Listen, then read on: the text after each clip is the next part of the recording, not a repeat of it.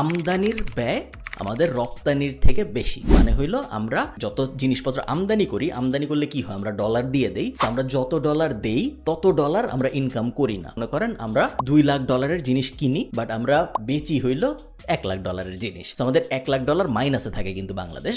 আসল অঙ্কটা হলো -$2 বিলিয়ন থাকে আমাদের প্রত্যেক বছরে। এবং যখন এই মাইনাসটা থাকে এটাকে বলে ডেফিসিট। এই মাইনাসটা কিভাবে ফিল করে? এই মাইনাসটা দুইভাবে ফিল করা হয়। এক, আমাদের যে রিজার্ভ থেকে বাংলাদেশ ব্যাংক টাকা দেয় কিছু, এই যে মাইনাসটা, ওই যে মাঝখানের যে অংশটা, ওইটাকে ভর্তুকি দিতে। এবং আরেকটা হলো সরকার বিভিন্ন সময় অন্যান্য দেশ থেকে বা বিভিন্ন ইন্টারন্যাশনাল ব্যাংক থেকে ঋণ নেয়। বল আমার $2 বিলিয়ন একটা ঘাটতি আছে, তুমি আমাকে $1 বিলিয়ন ঋণ দাও, ওটা দিয়ে আমি এই পেমেন্টটা দিব এবং আমি তোমাকে 0.5% ইন্টারেস্টে আগামী 30 বছরে এটা শোধ করে দিব। খুবই নর্মাল ঘটনা, প্রত্যেকটা দেশই এটা করে। কোনো দেশ এটা পরে আর শোধ করতে পারে না, যেমন শ্রীলঙ্কা, এবং তারা ডিফল্টার হয়ে যায় বা তারা ব্যাংকরাপ্ট হয়ে যায় বা তারা নিজেদের দেউলিয়া ঘোষণা করে।